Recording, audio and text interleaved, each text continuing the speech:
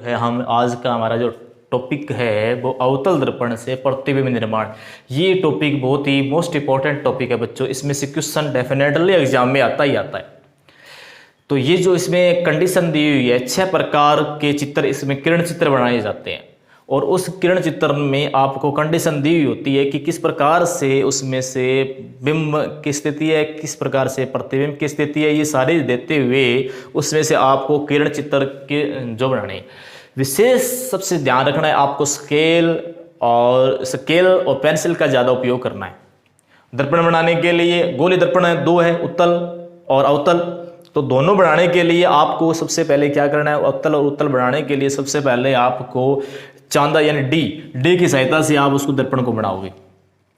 खैर मैं हाथ से बना रहा हूं, लेकिन आपको इसमें स्केल पेंसिल का उपयोग करना है। स्केल से ही लाइनें खींचनी है, विशेष ध्यान रखना है किरण चित्र बनाते समय।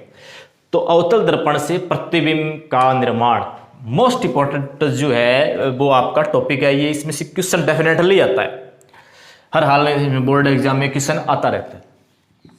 अवतल दर्पण से प्रतिबिंब निर्माण, यानी प्रतिबिंब कैसे बनता है अवतल दर्पण से।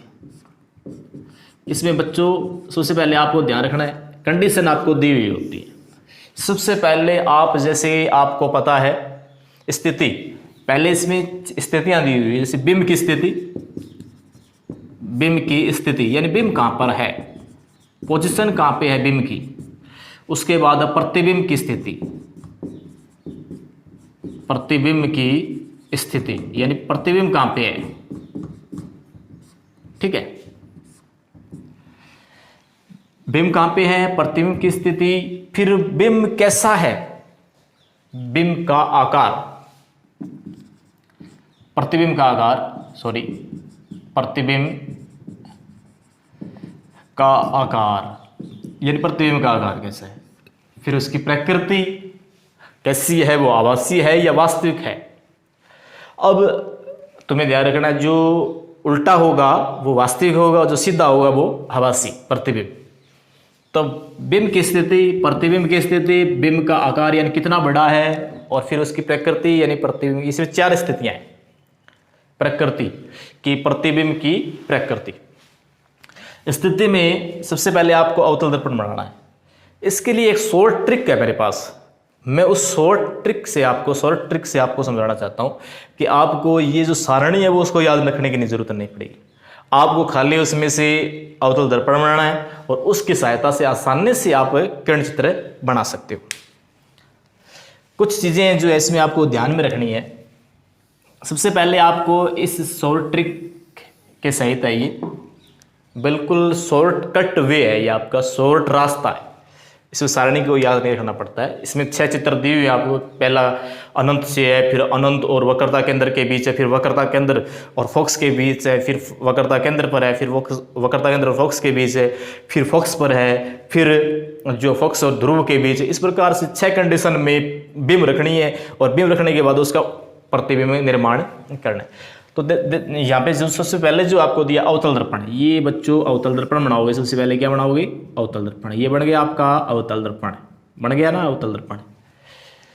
अवतल दर्पण की सबसे बड़ी विशेषता यही है कि उसका परावर्तक पृष्ठ जो है वो अंदर की तरफ होता है, धंसा हुआ होता है, ठीक है। आपको डी की सहायता से बनाना है, मैं इसको हाथ से बना रहा हूँ, आपको बिल्कुल डी की सहायता से इसका चित्र बनाना है। ये इसका ध्रुव हो गया, मध्य बिंदु हो गया इसका। मध्य बिंदु में सबसे पहले आप एक रेखा खींच सकते हो, काल्पनिक रेखा। क्या बोलते हैं बच्चों इस काल्पनिक रेखा को, मुख्य अक्ष। पार नहीं जाती है, क्या नहीं जाती है, पार नहीं जाती है, लेकिन काल्पनिक रेखा है, खींच देना कोई बात नहीं है। परावर्तक ये आपकी मुख्य अक्ष हो गई, मध्य बिंदु है, मुख्य अक्ष हो गया।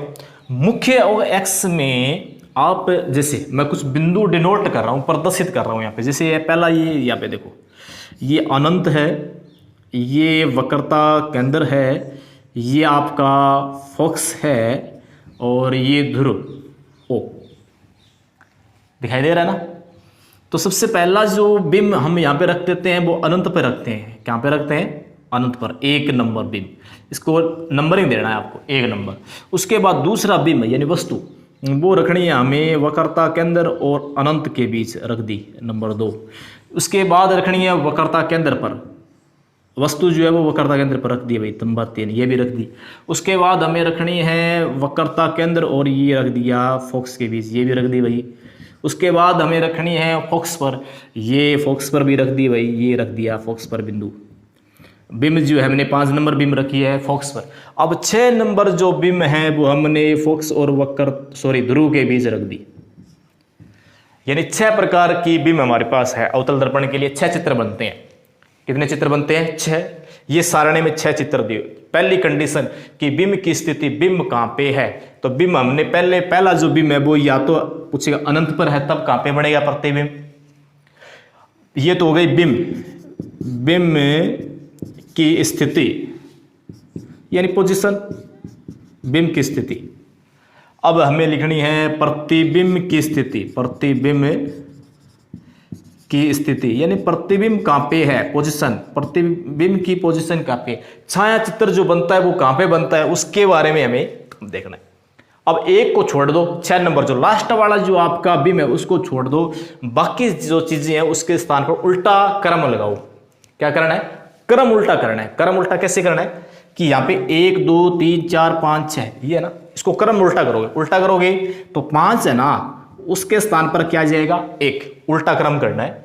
तो ये क्रम उल्टा करके पोजीशन पलट दी, ये नंबर आ गया 1। क्या मतलब हुआ इसका 1 नंबर का? ये 1 नंबर क्या कहता है? ये 1 नंबर ये कहता है बच्चों कि जो बिंब 1 नंबर पर है, ध्यान से देखो कि जो बिंब 1 नंबर पर है उसका जो प्रतिबिंब है वो फोकस पर बनेगा। क्या बनेगा? फोकस पर। अब जो फोकस पर जो प्रतिबिंब बनता है वो बिंदुवत यानी बहुत ही सूक्ष्म होता है। सबसे बड़ी बात ये याद रखनी है।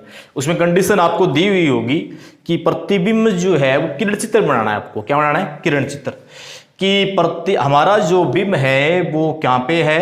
अनंत पर है। तो प्रतिबिंब बनेगा फोकस पर, यह भी दिया हुआ है। अब आकार जो है वो बिंदुवत है यानी छोटा, बहुत ही छोटा आकार है इसका, सूक्ष्म आकार, छोटा, बिंदुवत है यानी बहुत छोटा। जैसे कि आपको बहुत ज्यादा दूरी पर कोई वस्तु है वो छोटी दिखाई देगी, तो बिंदुवत। पहली कंडीशन आपकी आ गया। अब दूसरा चित्र, पहला आपका क्या आ गया? बिंब और प्रतिबिंब। फिर उल्टा क्रम और कर दिया हमने, यहाँ पे 2 लगा दिया, 1 2 3 4 5 6। फिर ये और कर दिया, सी यहाँ पे लिख दो।